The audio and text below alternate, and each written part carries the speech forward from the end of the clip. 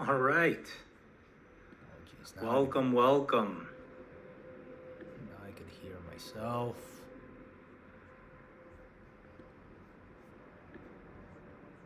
There we go. Shut that one off. Sorry for the bouncing. Man, looks like I finally figured this out. After multiple attempts, we're streaming on YouTube's. We got the YouTube's going. That's right. That's how you say the YouTube's. Multiple YouTube's. We got the Twitters. Got the Twitters going. We got the Facebooks. Got the Facebooks going. Oh crap, I need to go grab my cell phone because I'm doing this on Insta as well. And that's how you get deplatformed. You mentioned all the other platforms. But what are we here for, right? We're here to talk about crossing the bridge. And what the hell do I mean by crossing the bridge? Man, this weekend, well, let me get my cell phone and I'll tell you a little bit about where I am. So, I am in Texas. So, just get this set up here. So, where am I? Where is the Maximus Cruise nowadays? So, Maxim Cruise nowadays is in Mathis, Texas. So hold on, let me get that going. See if I could put you up here. Oh boy.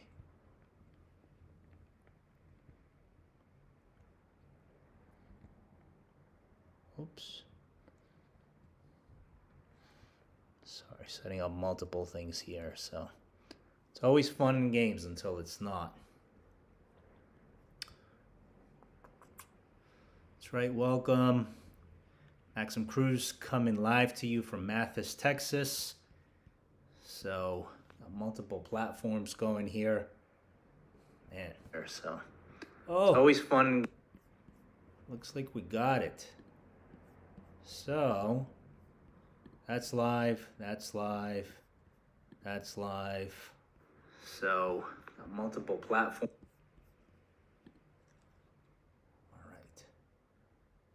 Thanks for your patience as I get started. So, man, what a day, what a time. So, Maxim Cruise coming to you live from Mathis, Texas. Now, you might be saying, where is Mathis, Texas? It's outside of Corpus Christi, and you're probably looking at this colorful room. So I am in one of the properties that we mentioned, one of our portfolios here. And this is our military room. This is our veterans room. So tonight I wanted to come on here and discuss about crossing the bridge.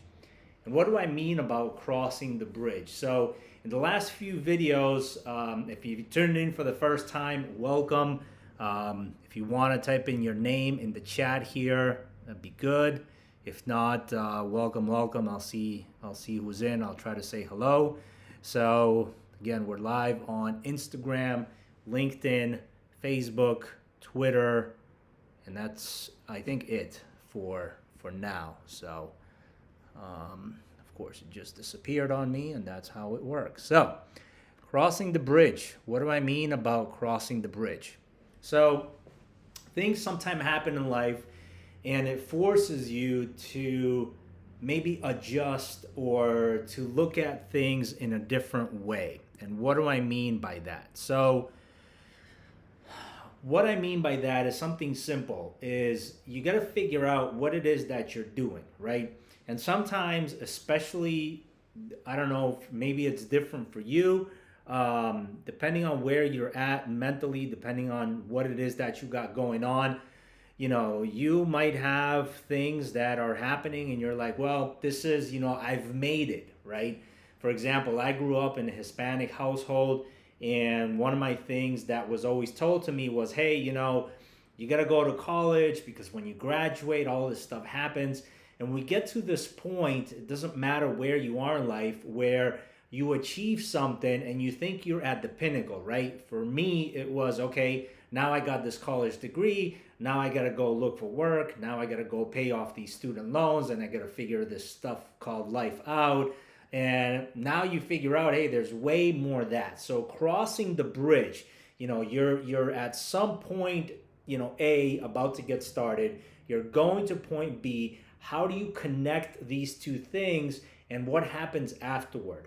A lot of times, what I've observed is that we get to a point in life where we're at point A, we want to go to point B, we do all of this struggle, we go all the times, we fail, we fall down, we get back up, we're there, we're walking, we got to point B, we made it, and then what, right? And then you kind of stay in this stagnant place where you're like, well, I made it, I'm at the pinnacle, I'm exactly where I wanted to be, and then you stay there. And one of the saddest things in life that I think you only realize during death, and just yesterday I got 2 bad phone calls in the middle of a conference that I was attending, and about 12:30 noontime, my uncle in Russia passed away, and then about 9:30 at night, my grandmother in the Dominican Republic passed away. So it was like, sometimes life has happening, you think things are going well, and then something like that happens, and you're like, man, what's going on? What do I do? Thank you, everyone, for sharing your condolences. I appreciate it. Unfortunately, all her sons, or fortunately, thank God, my family members were there, so they were able to kind of do the funeral quick, and she was buried earlier today, so it was next to impossible unless I literally had a private jet for me to arrive there, but definitely grateful for the family members that could spend those last minutes with her and really do that. So anyways, so you add these 2 points, and once you get to point B and you've realized that you've made it, then it's a lot of people, and myself included, sometimes we stay there. We stay there at this point B. We've made it to this pinnacle, right? We graduated college. We got the dream job, and then you stay there. Or maybe you started your own business. You got to some financial freedom, whatever that looks like for you. Maybe it's $100,000 a year. Maybe it's $1 million a year. Maybe it's $10 million a year. And you get to that pinnacle, and then you stay there. And then what's funny is, depending on where you're at, in entrepreneurship, it's kind of easier to see and measure, just because entrepreneurship, you measure it with the financials. But the same thing happens in life, right? You get to the point, something happens, you lose your job, you go back a little bit financially, you get another thing, but then you kind of stay there and you're stuck at this point B. Well, one of the things that I learned about this weekend, and this weekend was like super high level. JT Fox, who's my mentor right now, brought a good friend of his that he's been trying to get for the last 2 years. This person, you probably never heard of them. They're not in the public arena. Very private individual, very successful individual. Over 4 billion, that's right, 4 billion with a B exits at this point throughout roughly 20 years of his career. He is already in his 50s. But anyways, 4 billion exits 3 different times. So that's very, very impressive, because it's one thing to sell your company for multi-million dollars. It's another thing to repeat it 3 times in 3 different industries. The first one was in the laundry equipment business. So he was CEO and chairman for a company that provided laundry equipment to multifamily and commercial properties. The second one was also in the service space, HVAC. And then the third one, it wasn't disclosed, but it was also in the service industry. I believe it was plumbing. So anyways, when you could do it in different industries, even though they're somewhat construction service related, but again, commercial laundry is one thing. HVAC is another thing. Plumbing is a different thing. You have these different specialties, but what you start to realize is that, there's similarities to things. So going back on this thing about crossing the bridge, for the last 2-3 videos that I've made, I've discussed about this thing of living rent-free, right? And living rent-free forever. For example, my wife and I As I mentioned, in 2011, when we got married, one of the things that we decided to do was buy a fourplex, and that has allowed us to live rent-free up to this point. So it does not matter if we rented. For example, when we first moved to Miami, we rented a place. So when we rented that place, the income I had coming in from my rental properties still paid for my rent where I lived. So I was living rent-free. Then we purchased the place, and the monthly payments on the mortgage that we have is being paid by the rental income that I'm getting from my other investments. So when I'm talking about live rent-free forever, it's about doing that, and it's about scaling. But what ended up happening? Luckily, in 2017, I got the opportunity to move to Miami. I got out of the business that I was at, which was in the construction industry. And then I started to go into this deep space of personal development and really focusing on commercial real estate to become really an expert in that space and understand how commercial real estate works and some similarities between residential. And for me, multifamily housing was kind of an easy space because, again, I already had the experience on the residential side. I had the experience on the construction side, both on a kind of low scale commercial and also on a larger scale commercial development side, as well as residential renovations. So I felt like that was just a naturally good fitting space for me. But what's funny is when I look back in 2007, when I graduated from college, my mindset was, hey, now I got this engineering job. I could work at this engineering firm for the rest of my life. I'll get my little 401k at the end of my 40-year career, and that's been done. I'm all set for life, right? And then I've adjusted that. So if you're in that position right now where maybe you're going to school, or you just got out of school, or maybe you don't want to go to school, maybe you just work in the trades or work in minimum wage, or doing something to actively generate income for yourself.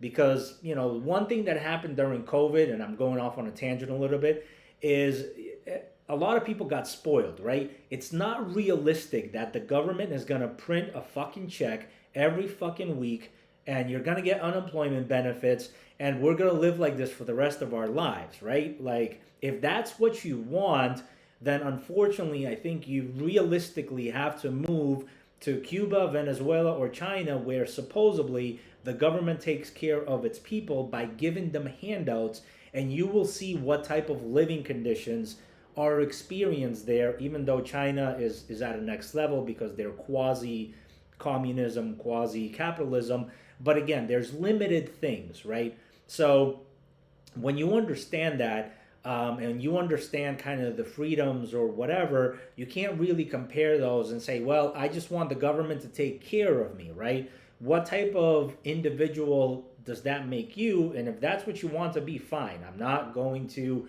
give you my opinion on that. What I know is I don't want that for me, and that's not realistic for the government to continue handing over checks and do that forever. So anyways, whatever you're doing to generate income, actively doing, right? One of the expenses that you definitely have is your living expenses, your housing expenses. And that housing expense probably takes up right now, I know a lot of families that are struggling with this, more than 33% of your budget. Most likely it's taking up even 50 or 60% of your budget, where literally you're getting paid, a portion of your paycheck goes to the government, the other half of that goes to your landlord in order for you to live, to have a roof over your head, and then you got all your bills and everything else, and maybe you have some fun at the end of the month. Now, if that's where you've been, that's okay. The question is, as I mentioned 2-3 weeks ago, is where you're going to be a year from now. Today is February 6th. It's already been a couple of weeks. What are you doing? Where are you going to be a year from now? A year from now, when you watch this again, February 6th, are you going to be in a position where you're doing the same exact thing, expecting a different result, right? And that's what we always call insanity. But the question is, what is the practical step of how you get out of it? And again, how do you cross that bridge, and what's next? And really what I'm here to do is two things today. Number one, let's focus on what's next, and then let's break it down and go backwards and kind of say, okay, this is the bridge I need to cross. And then when I get to this point, what's next? Then you're going to come up with another bridge and you're going to need to cross that. Now, the reason that I wanted to relate this to a bridge is because before, if you think about, the way human beings have lived before, before humans, before they invented ships or whatever, mostly nomads traveling there back and forth. Somebody figured out, hey, I take a log in the water, I go on the other side. The whole point, the metaphor on this is that work had to be done. You have somewhere that you want to go. You're here, there's a river or there's a cliff or there's a emptiness, a void. So you got to cross to the other side. So if you want to cross to the other side, number one, because you're in search of something. Most of the time, when we were nomads and we were traveling around, there was something, hey, the place where we're at ran out of water. The place where we're at ran out of food. The place where we're at, the vegetation sucks and we can't grow vegetables and eat vegetables. So then you travel and you come up with this obstacle and you say to yourself, hey, what is the obstacle now? What are my choices? I could go back where I already know the result that I'm gonna get. It's dry, there's no vegetables, I can't grow shit there, I can't eat, the whatever, the things that I hunt ran away, whatever. So you say, okay, because that sucked, whatever the scenario, if you understand this and you really deep down think about this, whatever you're doing right now, the scenario that led up to that point, do you really want to go back 2, 3, 5 years ago and say, hey, I actually want to be here? And if that's the case, well, maybe that's what you should do. You should say, okay, my obstacle right now is getting over this bridge because I want to be back here because that was better than this over here. That's okay. That's an adjustment. There's not a problem with that. The question is, now that you've spent the time from, let's say, 2, 3 years ago, going from here to here, you know that this sucks. Now you got to spend another 2, 3 years to go back here. So you're at the same place that you started. What's your next move? Is your next move going to be repeat the same things that led you to this point? Or are you going to shift kind of in a Y direction, if you will, like a Y direction and go, hey, last time I went, left. This time, let me go right. What is it that you're going to decide? And if you say, I know where the left road, where the right road leads me, let me take a left turn and see what happens. That's kind of where we want to do. So there's nothing wrong with going back, adjusting and taking a different direction. But again, know where is it that you are. If you're here right now and a year from now you're in the same place, it's your own damn fault. And I'm at a different place than I was a year ago. But again, I'm not where I want to be, and it's my own damn fault. And maybe I would have been at that place sooner had I taken action sooner. So again, going back to the metaphor of the nomads, they're running around, they're trying to figure this out. You got to put in the work. Now the work becomes, hey, we have to get across the other side of the river. We have to get across the other side of the cliff. How the hell are we going to do that? Some genius, whatever, figured out, hey, wood floats. He saw some sticks flowing down the river. He said, if we take a whole bunch of sticks, put them together, we can come up with this thing called a raft, and we can get across the river. Some other genius, I don't know, maybe they saw the monkeys swinging across the, those trees that have they look like lines, right? So they saw them swinging on the trees. They saw these monkeys swinging on the trees, and he was like, hey, that's a pretty good idea. Maybe we could take this thing and swing it, and then, hey, maybe what we could do is support and make a little bridge, so then we could just walk across, and we don't have to be swinging things, so we can get across with, our families and our children, and we got some cattle, so we got to bring that over. We can't really put a cow up there and swing a cow, so you get the idea, right? Some work had to be done, and that's what this is about. It's about doing the work to get across the bridge, but you're not done yet. We haven't even started yet, okay? That's what I want you to realize. We haven't even started because you thought that on the other side something was going to be better, so you did and took all of these little actions to get here. But what you missed what I missed, what I now know that I learned from this weekend is that it's not about getting to this point. It's about becoming an expert, and it's about understanding, using your brain, using your head. This is hard ass work. This is not easy. If there's 100 people that watch this video, 10 will do this exercise. One will really repeat this exercise and get it right. That's why the 1% are at the 1%, because the think is different. The mindset is different. So, going back to that, just because you got here, you're not done. That's the mistake that I made. What I want to share with you, so you don't have to go and spend the money that I've spent, is not only do you have to think about when you get here, it's what's the next step. 1, 2, 3, at a minimum. Garry Kasparov, who's really a brilliant chess player, world-renowned chess player, he thinks 25 moves ahead before taking the first move. And the game of life, especially when you experience death with your relatives, family members, friends, becomes a game of chess. Because tomorrow we have no idea whether we're going to be here or not. A week from now, we don't know. A month from now, we don't know. 10 years from now, we don't know. And that paralyzes us, right? Because sometimes we think, hey, I'll get to it tomorrow. Oh, it's not really important. I might die tomorrow, whatever the case is. But what if you're here 50 years from now, right? And I'm not saying that you need to have a 50-year plan. I mean, that's really, really hard to do. And I don't know if I would want that for myself, or if you should even have that for yourself. Because for you to say, hey, you know, I'm 37 years old, I'm probably going to die when I'm in my 90s. So 50 years from now, this is what I want it to be. These are the steps that I want. And really to work on that and not have any shifts, I don't know. So there's going to be some flexibility. So I really think at least if you figure out the next week, if you figure out the next month, and you figure out the next year, a year from now, you could be at a different spot.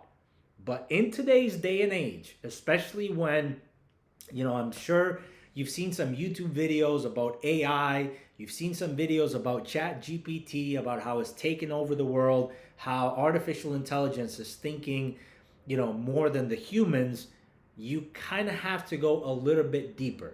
So 1 year in business, now I'm talking about business, and maybe even if you're working a job, or if you're trying to move up that ladder, if you have some sort of structure where you're at and you're trying to get to the next level, 1 year, unfortunately, is not good enough. You have to think a little bit more. Ideally, if you're an entrepreneur, think 5 years. And again, maybe in your career, think 5 years. And the next step is the easiest step that we all miss. And it does not cost you any money. Let me tell you that. The next step is the step that a lot of people, including myself, have missed, that we believe it costs us money, so we don't do it. But it does not cost us money. Now, there's two things. It can cost you money, which can save you time. Or if you don't have money, you can do some work and save the money, but it's going to cost you some time. So you got to figure out, if you have some money, it doesn't have to be a lot. It could be, I would say, probably $1,000 or less. If you have $1,000 or less, and trust me, this money is not coming to me, so you can't give me any money for what I'm telling you. All this stuff is going for free. Watch my first video when I mentioned Alex Hormozi. He gives all his stuff away from free. So I'm not charging any of this, so it's not for me. I don't need for you to give me $1,000. I'm not looking for that. But what I'm saying is, if you have $1,000 and you know that you want to be here, right? You're here right now, but you want to be here 5 years from now. The easiest step, which everybody has said, which we all avoid, and I don't understand why, it's because we suffer, we want it the hard way, we think it's harder. The easiest thing is figure out, where do you want to be 5 years from now? So let's say, for example, I'm going to give you 3 examples here. The first example is going to be related to real estate. So again, crossing that bridge. The real estate bridge we're talking about is how to live rent-free. If you want 5 years from now, ideally it's much shorter in real estate. And I'm going to this is the reason that I'm doing these videos, to show you that it's a reality in the next 6 to 12 months. 6 to 12 months, okay? For some of you, it might be a little bit longer. And if you're going back and watch my first video, I talked about, you know, the savings, and again, doing the math. If you're looking to buy a multifamily property, let's say a duplex, and in your area, it's $300,000, you're gonna need a 3.5% down payment. That 3.5% down payment does not have to be all of your own money, okay? You can get a gift from a family member. Maybe you get a bonus from work. Maybe you pull out of your 401k, which you can do. Maybe you have an IRA account, which you can pull some money out. There's ways, but think about this. The number doesn't change. The first thing you need to figure out is that number. So again, $300,000 duplex, let's just say, at 3.5% down payment, you're looking at $10,500 down payment plus closing costs, which you can finance, but let's just say $10,500. Right now, if you're putting away at the end of the month $500, if that's all you could do, and you have zero money, 12 months from now, times 500 is 6,000.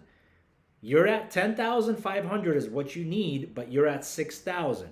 So you got to figure out either how to fill that gap, which one of the videos that I'm going to talk about next is going to be the Bank of America loan program specifically for minorities. So this is specifically for African Americans and Latinos. And I don't know all the regulations. I'm going to get a Bank of America specialist here to share that with you. But again, you can even get with 0% down, 0% of your money if you qualify under that rule in specific areas. I'll get you all of those details. But anyways, so you have $500 times 12 months is $6,000. You're at 10.5. You have a $4,500 gap. There's two or multiple options that you have. One option is $4,500 is about 9 months. So guess what? 12 months has gone by. So now you take the additional 9 months, you're at 21 months to save up the money in order to do it. Or, like I said, you go to your parents, you go to your loved ones, you pull money out of your 401k, you look for other ways, government grants, first-time home buyer programs to fill in that gap, right? So that's why I say 6 to 12 months is realistic, because if you have some savings, which some people do because they've already thought about, hey, I want to own a type of property, you can go and you say, okay, I have $4,000 now. A year from now, I'll have $6,000 more. That's $10,000. So you made it happen. Or maybe you have more in savings, or maybe you have parents or family members, relatives that can give you more. You get what I'm saying, right? So that's the first thing. Now you figured out the math. So this is realistic 6 to 12 months from now if you know where you're going, right? Then you fill in all the steps, which are easy. So what am I doing here? I'm sharing with you exactly what I have done to live rent-free. So a year from now, if you want to live rent-free a year from now or less, you got to do all the work that is going to take to do all of that stuff. And if you ask me, or you just watch my videos, because I don't work with everybody, my time is limited, I have other things that I'm working on, but I'm sharing this with you because that's how I got started. And the last excuse I want you to have is, I don't have whatever it is, $97, $997. You know these gurus that sell you all the courses for, you know, money and say, hey, come to my 3-day weekend and you're going to learn how to become a millionaire and flip a house in the next 30 days and make $50,000 and retire for life, right? You know what I'm talking about. So this stuff that I'm giving it to you completely for free, and I'm just repeating the steps that I took. If somebody else is going to share for free, please, I've challenged this. If somebody wants to come on live and share, this is exactly what you do step by step. Here's all the resources. Here's the tools. Go and do it. Get the result, and don't charge a penny for it. Then please come on. I'd love for you to share your story. Let me know. I'd love for you to help others. So again, going to the multifamily now. A year from now, if you want to live rent-free, we can make it happen. Taking these steps. Now again, what did I do? I know that I wanted to be here, so I went and asked somebody for free, or you can call somebody, you can take them out to lunch, right? A lot of business people, that's what they do. Or you could say, hey, Mr. Ross, I know that you like to donate to a charity. What I'd like to do is I'd like to take you out to lunch because I want to pick your brain. And what I want to do is, on behalf of your name, I donate to your charity. And what I really want, the reason that I really want for you to help me is because I know that you like helping others. One day you were here where you were just looking to get started, and I'd really like your input on a few things and seeing if you could really help me. And guess what? If you reach out that way, and again, a lot of people do this once. I've done this mistake where I've reached out to a person once, where I've reached out to one individual and I expected to get the result, and that didn't work. So you might have to reach out to multiple people, and you might have to ask them multiple times in different ways so you can get what you want, right? So again, find that individual that has the information that you need, find out what information they could tell you, what steps they took, and repeat it. So that was real estate, right? I told you what I did. I worked for a year and a half. I worked overtime. I worked nights. And then my mother-in-law, she gave us some additional money in order to put in. That's how we were able to get into our first one. In business, right? Where do you want to be a year from now? So what was really good about this weekend, which I'll get into, we're not there yet, is really understanding what are your needs. So for example, when your business is zero, to grow 10,000%, to go from zero to $10,000, it is really, really easy. If you already have a business that is making, let's say, $10,000 a year or $100,000 a year, to scale your business 10,000 times is next to impossible, okay? It's very, very, very, very difficult, and unless you hit the lottery, I probably don't know any other way. I can't help you. If somebody else knows, please let me know who they are so I could find out and I could tell you if that works. I could apply myself and tell you if that works, but probably not, right? You know what I'm saying. If you have a business that's making $100,000 a year and you want to go to $1 million a year, that's a 10-time multiple. You know, you need to figure some shit out in order for that to make it happen. To go from 0 to 10,000, a 10,000% increase in your business, you get what I'm saying.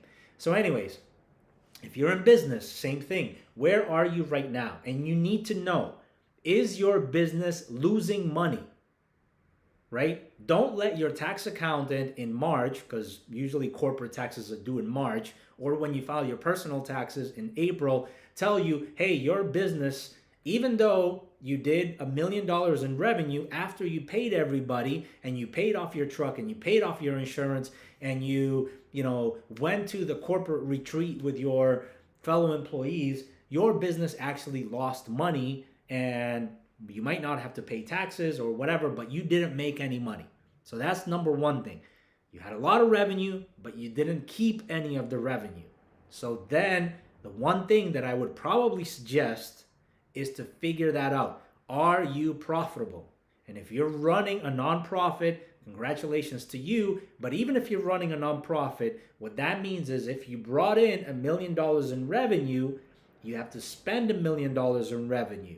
So your net is zero. Now, if you brought in $1 million in revenue and you spent 1.2 million, you lost 200,000. Where is that 200,000 going to come from? And for how many years can you keep it up? Can you keep on putting 200,000 out of your own money or whosever money is going to be to keep on losing money? You know what I'm saying? So you need to know.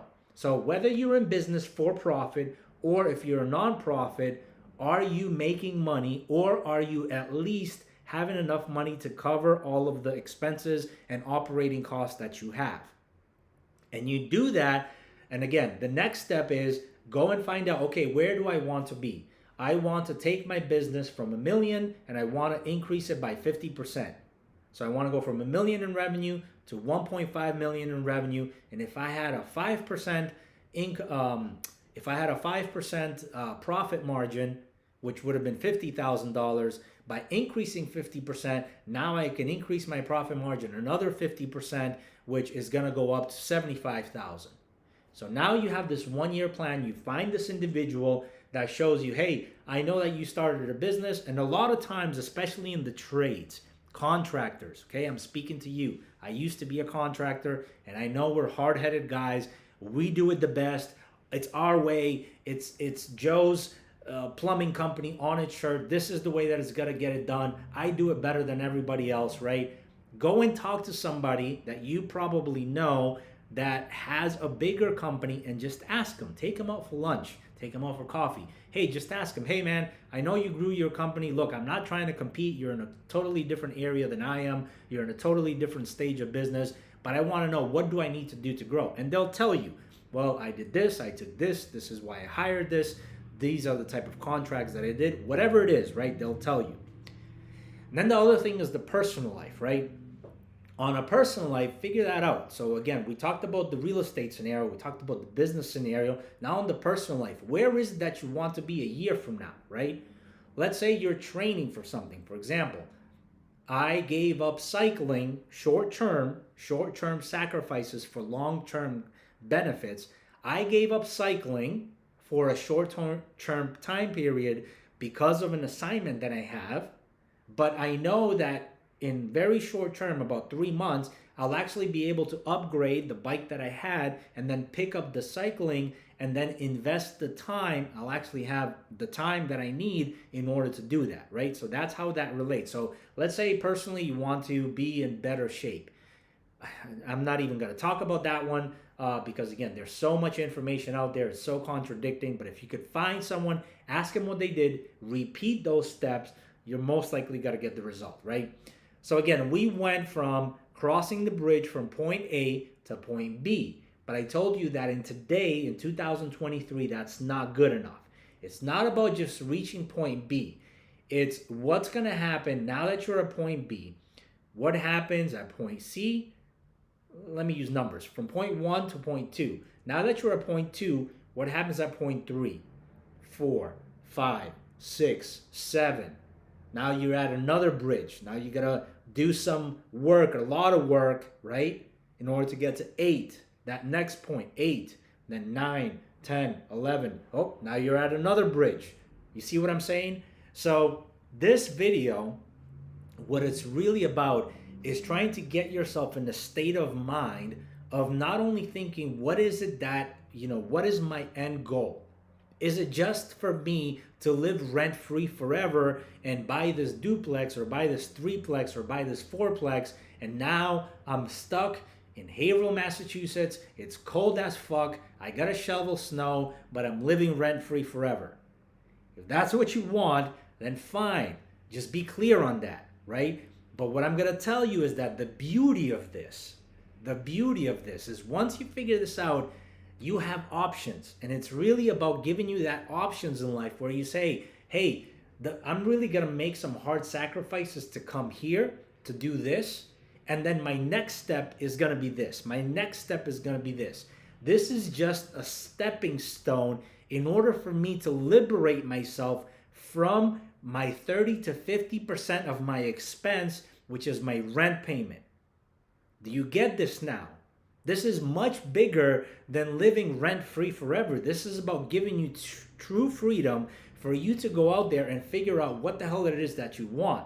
Do you want to start a business? Do you want to do different things?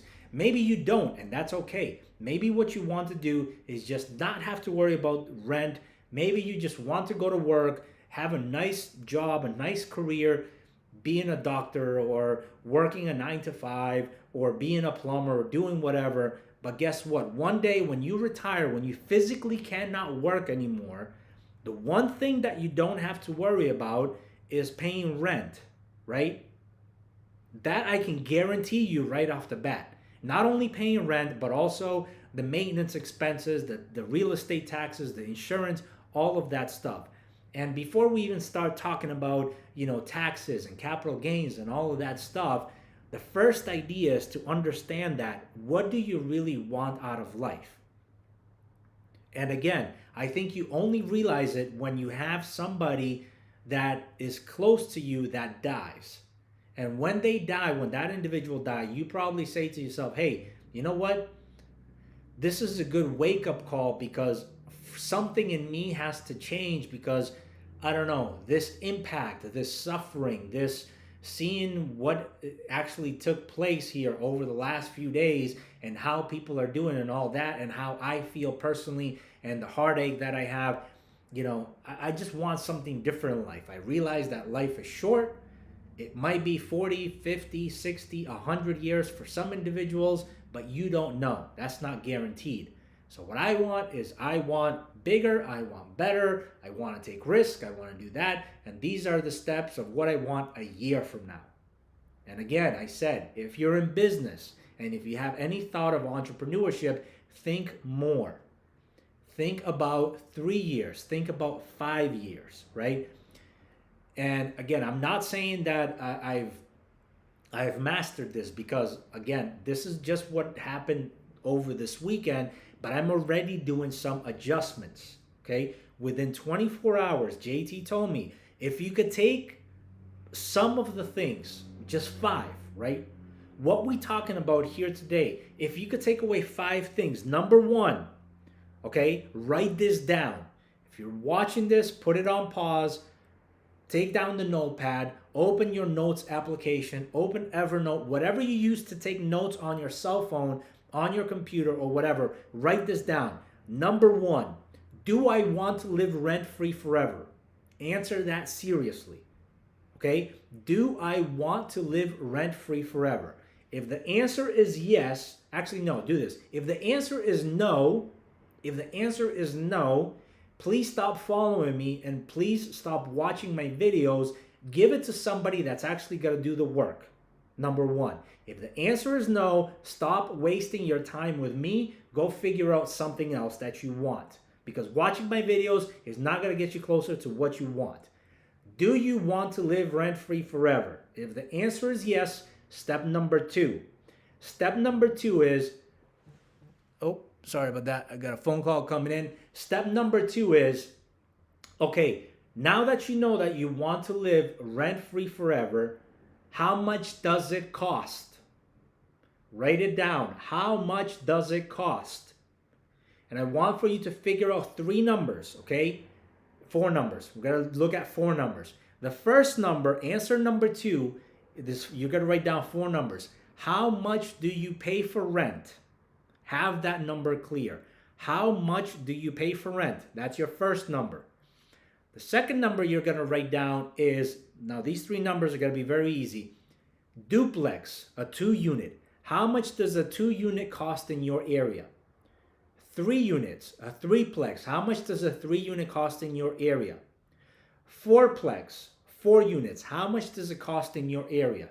And again, I'm saying your area because you probably live there. Maybe over the next year, if you're planning to move, look at the research for your new area. But again, the area that you're in, how much does it cost? What that's going to do is, with that, again, we're still on number 2. That is going to give you the price. The next number, number 3, I want you to write down 3.5%. 3.5% is your down payment, okay? That's the amount of money that you're going to need to close. For all sakes and purposes, let's say a year from now, real estate prices are exactly the same. They haven't gone up, they haven't gone down. A lot of markets, we're starting to see some adjustments slightly going down. Some markets, you're seeing that adjustments still going up, prices are increasing. But overall, people in the real estate space, okay, are saying that most likely for 2023, we are going to have a stagflation.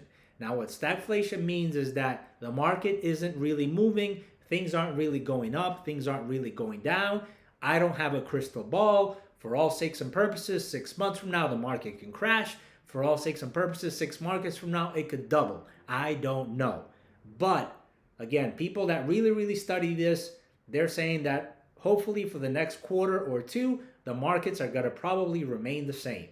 So let's just say a year from now, the prices are exactly the same, 3.5%. Based on the answer for number 2, you're going to figure out what that 3.5% is, right? So if a duplex, a 2-unit, costs $300,000, 3.5% is going to be $10,500.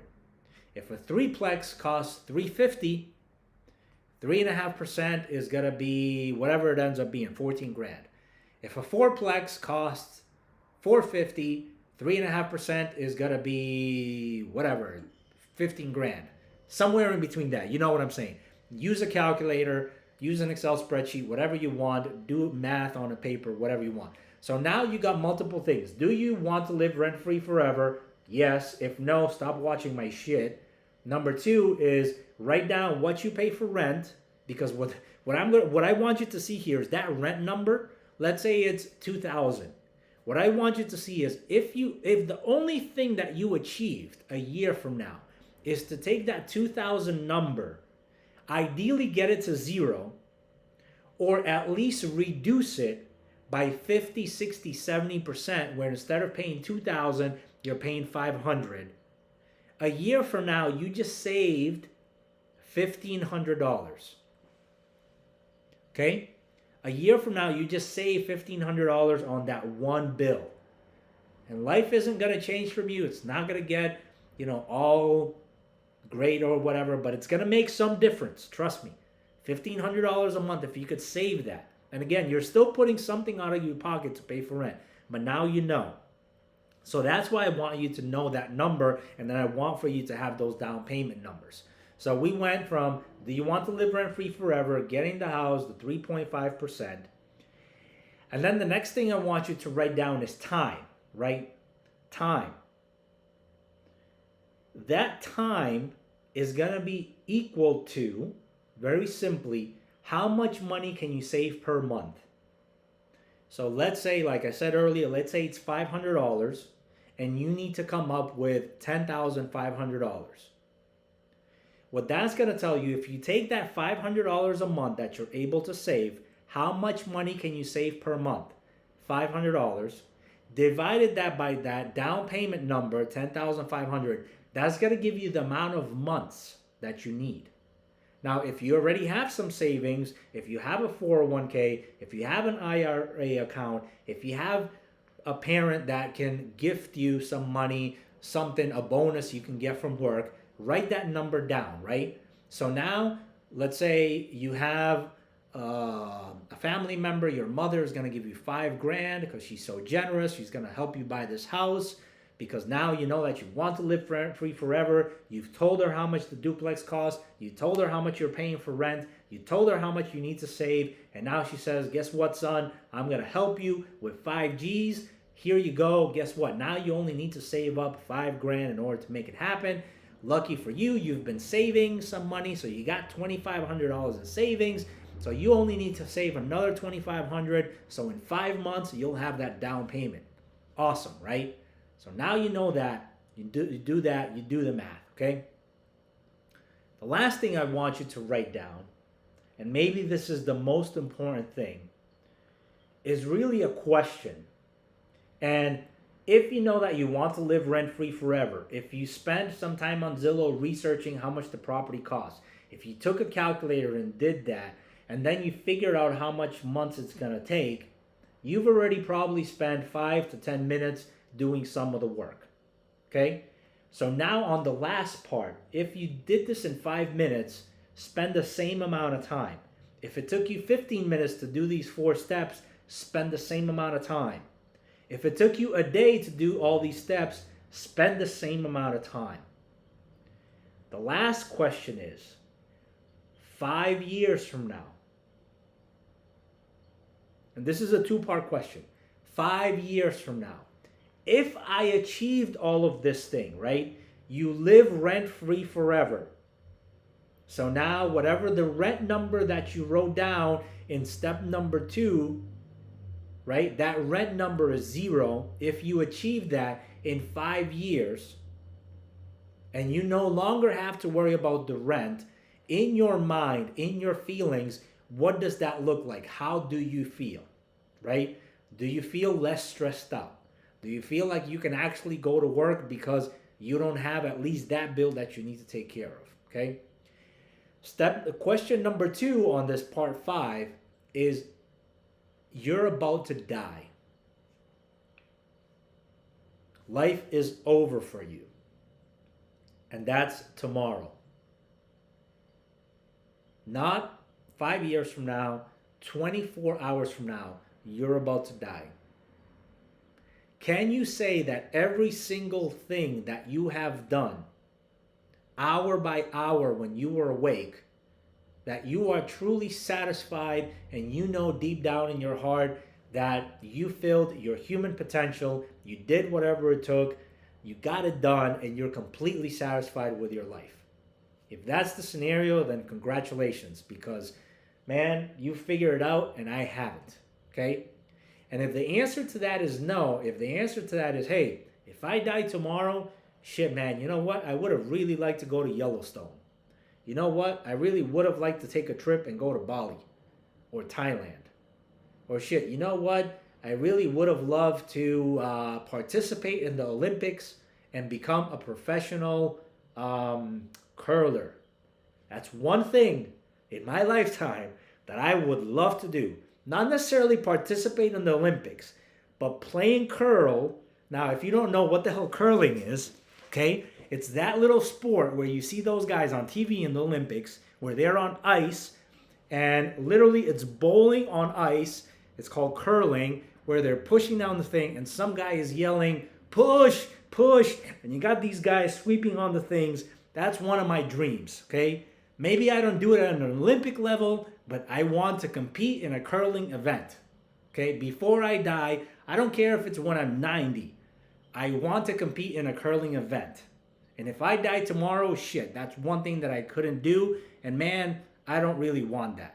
So because I don't really want that, now I got to figure this out. How do I get the money? How do I get the time to do that? What did we just do? We figured out that a year from now or 5 years from now, man, you feel really, really good because you no longer have to pay rent and you can live rent-free forever.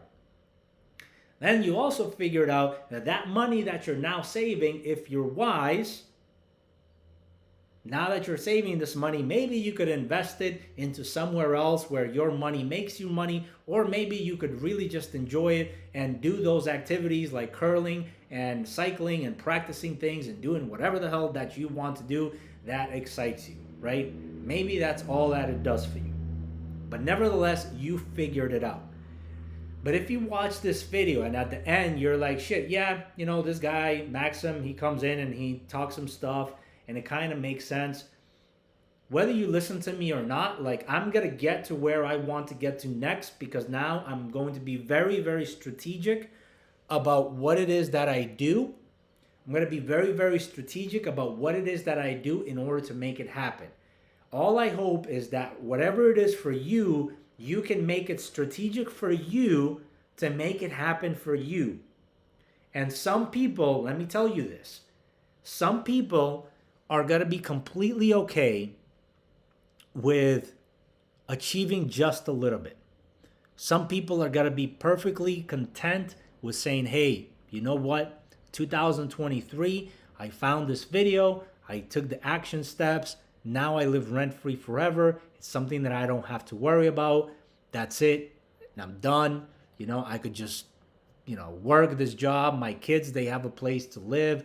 My wife is taken care of, and that's it. That's perfectly okay. If that is what you want, that is perfectly okay. I am not going to judge. And if somebody judges you, that is their damn problem. And the way that you react to it is your damn problem. But I'm not going to judge if that's what you want. But is that truly what you want? Some of you are going to realize that, like, hey, you know what? I did this thing. Now, because I don't have to worry about rent, it actually allowed me to take the risk of leaving my job and starting my business. Now that I don't have to worry about rent, I no longer have to do this second job. Now I might be able to focus to do something else that ideally generates income, right? And the reason is because, again, I'm not an expert investor. I'm not an expert in that, but I know that there's a financial formula. Whether you invest in real estate, the stock market, whatever it is, right? There comes a point where if you invest wisely, the return on your investment, that money that is being paid for you, takes care of your living expenses, right? You can go and search a million different things about the stock market, about annuities, retirement plan, whatever. You know what I'm saying. If today you took and invested $1 million, it would pay you roughly at an 8% return. It would pay you $80,000 per month. For some of you, if that's what you make, you would never have to ever work again because you invested that amount, right? So maybe your goal in life in the next 10 years is only to earn $1 million so you can invest 100% of it and get $50,000 to $80,000, and you could live on that forever. You could do whatever the hell you want. You don't have to go to work. You just have to manage your expenses. That's the only thing you have to manage, and that's it. You're done. If that's what you want, fine. At least I know that I helped you live rent-free forever. Plus now you got some of that which you can get from somebody else, right? Or maybe you truly say, hey, you know what? If I didn't have to worry about the rent, or I really do want to find out more about this real estate investing game, let me start off by investing 3.5%, because once you do that enough times, you have enough income coming in. But also maybe you then get to the next category where you need to do 5% or 10% or 20%. Or in today's scenario, because things have tightened up in the lending world, you need to come up with 35%. Now, guess what? If you want to buy $1 million asset and you have to come up with 35%, that's $350,000. If you can only save $500 per month right now, and you divide that by, and you take $350,000, divide that by $500, that's a lot of months. I don't know exactly how many because I don't have my calculator, but that's a lot of months. That's the simple math, right? And when you strategically position yourself in a way where you can take certain actions and get certain results, you are much, much more likely to achieve those results to get it. So let's see, I got a question here. So one of the questions says, in terms of location as a real estate investor, is this something that doesn't have much of an impact as long as the numbers add up? In example, return on investment, down payment, maintenance, etc. And then the second one is, of course, it should be considered, but is this the main priority? Okay, so multiple ways to answer that question. When you look at location, for example, the one thing as a commercial real estate investor, and even as a residential, that you have to look at today, 2023, is COVID. What happened during COVID? Okay, look at that. That's gonna tell you the state regulations. Now again, this is a whole video that I could do on its own. The state regulations, when you're talking about investments, you're gonna put your money in a real estate asset. Now, what your goal is that for your tenants to pay you rent. Now, during COVID, if you remember some states, and some states still have this active, for example, New York and California, some people have not paid rent since March of 2020. Let me repeat that. Some tenants have not paid rents in New York and California since March of 2020. The state laws have protected those tenants to remain in place, and the landlord can't legally evict them. Now let's go back, and let's say that you buy a property in New York in 2019 where you looked at all the numbers and your return on investment was 10%. And you decided to invest in New York, but you looked at another property in Washington, D.C. or Baltimore that had a return on investment of 8%, right? So the one property you looked at number-wise, the return on investment was smaller, and because you looked at the return on investment number and you liked the 10% more, you decided to do that. Knowing what you know now in 2023, if you could go back to 2019, would you make that investment? The answer is probably no. You would probably take the 8% in Baltimore, even though Maryland did a few things, but it wasn't as bad as New York. But you see what I'm saying? You would probably take 8% when you know that the government was going to do some fucked up shit in order to screw you out of your investment. Now, again, if you're a professional real estate investor, these are the things that we're talking about with our clients on a high level. And a lot of clients that I deal with are selling properties in New York and in California and investing in the Sun Belt. If you look at a map of the United States and you take a line from North Carolina, South Carolina, Georgia, Florida, you draw a line down the East Coast, and then you come along the West Coast and you go Florida, Alabama, Louisiana, Texas, and then you make a triangle. That's what we call in the industry your Sunbelt Golden Triangle. The Sunbelt Golden Triangle, you will find multiple things. Number one, the state laws there during times of COVID weren't as, let me say it this way, weren't as landlord harassive, weren't as tenant friendly for not paying rent, so that the returns on that, even though some people suffered and some people did, not receive rent for a period of 3 to 6 months, they weren't as bad as New York and California, where some people were going on to 36 months. In March of 2023, it will be 36 months where some tenants in New York and California have paid $0 of rent and the state has protected them.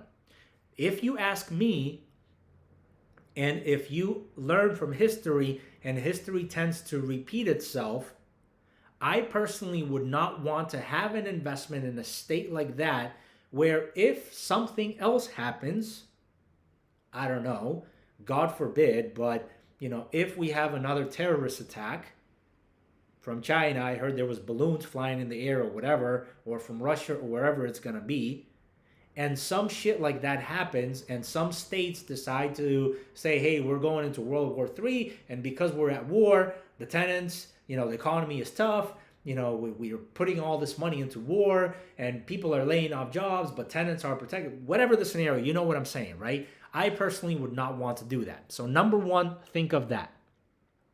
So the location right now, I would say the number one thing to look at is the state laws. Are the state laws, what happened during COVID, did they protect more the tenant or did they protect more landlord? If they protected the tenant so much to a point where 36 months have gone by and some landlords have not been able to receive the single penny, I would probably not invest there, even though the return on investment might look better percentage-wise versus other things.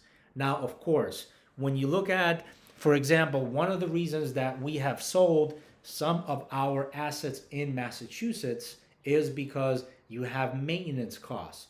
In Massachusetts and some of the colder states, even though the return on my investment has been a little bit higher than some of the southern states, the headaches, the planning of capital expenditures, which is the things that you have to plan on of things going wrong. For example, in Massachusetts, because of snow and ice, every certain time frame, your roadways are going to go to shit, which means that if you have some sort of parking space, you have to plan for some sort of asphalt or patching or filling in some holes just for snow and ice. Number two, snow and ice specifically freezes, and it freezes on your roofs, on your eaves, sometimes drainage systems, whatever, and that on your siding, windows, that causes deterioration. So you got to plan for roof repairs, window repairs, door repairs, siding repairs, all of that stuff. The next one, when it gets cold and people are indoors, typically they run their heating systems. Heating systems, for whatever fucking reason that I have not been able to figure out, never break down in the summertime. When a heating system or a water heater breaks down in the middle of winter, the plumber, who's not that busy in Massachusetts or New York or New Hampshire or any one of those colder states, charges you less money in the summertime because they don't have a lot of work. Or maybe they do, but it's program work and they're doing repairs and they're doing new construction. They're not doing emergency repairs. In the wintertime, because plumbing systems tend to fuck up in the wintertime when it's freezing cold, as I heard that it was just freezing cold in Massachusetts Friday night, that it felt like negative 30 degrees Fahrenheit, which is fucking ridiculous. Thank God I live in Florida. Thank God nothing happened, but again, I know a lot of people that had damaged plumbing systems because of the cold weather. And when that happens, that year where you thought shit was going great, all of a sudden you're coming up with $5, $7, $10,000 in order to replace these things in an emergency scenario where in the summertime it would have cost you half that. Maybe not half, but it would have cost you maybe 30 to 35% cheaper. In some scenarios, I've seen it as much as half. You know what I'm saying? So again, it's not only location. The one thing that I will tell you about location that matters is earlier today, if you go to my Instagram and you check on my stories, I say you gotta focus on the data. When we were looking at this asset where I am right now in Mathis, Texas, this is one of our hotel rooms. It's a motel and an RV park. One thing that we saw was the population increase. Now, guess what? In a location, some rents are really, really high. San Francisco, New York City, they have really, really high rental rates. And if you go in the outskirts of those areas and you look at a month to month, again, this is really hard to find this data. Sometimes you need to really have boots on the ground and see what's going on. You have to track U-Haul data, et cetera, et cetera. We'll get into some of these things on a higher level. Location-wise, is the population growing or is the population shrinking?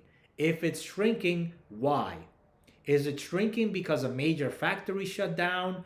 Is it shrinking because there was a fire and all of a sudden a huge apartment complex that had 1,000 residents, all those residents were displaced? So now temporarily the number in the city went down from 48,000 to 47,000, so you got to look at these things like strategically. You can't just say, well, last year 1,000 people moved, so that means the population is going down. And if this happens every single year from now to 30 years from now, nobody's going to live here, right? So you know what I'm saying? You got to put some thought, some process, and you got to figure this out.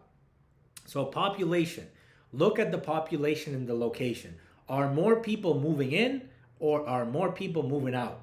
Are you seeing people packing U-Haul trucks and driving across the United States?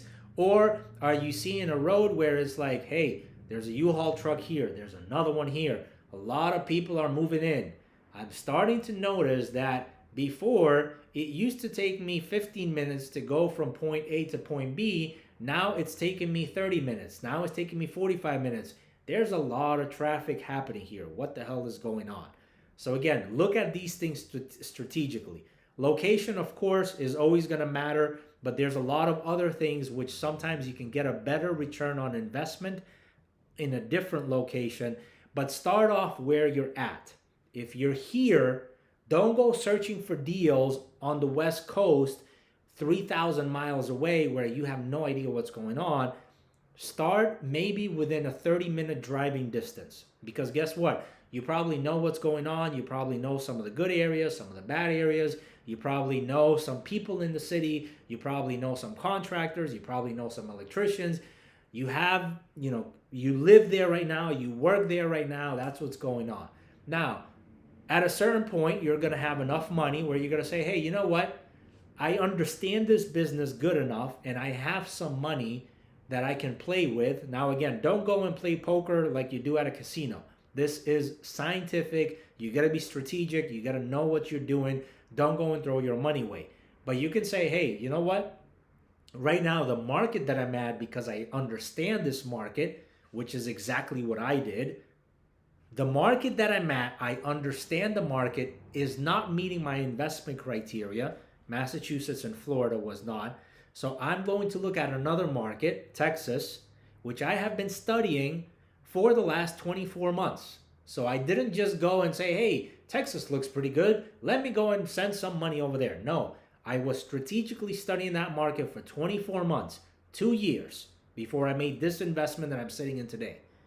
So sometimes it's going to take some time to research and find that area. And Texas is very, very big. Okay, for some of you that don't know how big Texas is, when you're going down to the south of the border and you're gonna drive across the state, it could take you 12 hours and you'll still be in Texas. So Texas is very, very, very large. And if you're in the Northeast, for example, and I used to live all the way from Portland, Maine, all the way down to New York City, you can go from tippy top of Canada, sorry, not Canada, but tippy top of the United States, so you're at the Canada border in Maine, and you can be in New York City in 6 or 7 hours, depending where you are, of course. You know what I'm saying? So you got to drive from top of Canada down to New York City and back, and you're still in Texas. And again, if you know what I'm talking about, from tippy top Maine, there's a whole bunch of cities down the coast of Maine. There's a whole bunch of cities down the coast of Vermont. Well, Vermont doesn't really have a coast, but in Vermont. There's a whole bunch of cities in Massachusetts. There's a whole bunch of cities in New York. Like, you got to remember, when you look at the United States, go research this. Look at the Esri, or just Google map of the United States at night. And look at the lights, right? You'll see that the Northeast is like bright white. That means that there's a lot of people there. In the center of the United States, there's not a lot of lights. There's a lot of land in the center of the United States. There's not a lot of lights. Then you have, the West Coast. You got California, which has a lot of lights, and then a lot of empty soil. And then you got, the Northwest Coast in Washington State that has some things. And then you go to Texas and all the South Coast, that perfect triangle that I talked about from North Carolina, South Carolina, Georgia, Florida, Alabama, Louisiana, Texas, and you take a triangle and you draw that triangle, you'll see that the biggest concentration of population is in that triangle and the Northeast. Something like 70-75% of the U.S. population live somewhere in that vicinity. So if you understand that, and you understand that people need real estate to live in, and you as a real estate investor are relying on tenants paying you rent, again, you'll understand that location a lot better. So with that being said, I think that's been a long enough video. So again, go and do these steps, really figure out what it is that you want, and I'll see you on here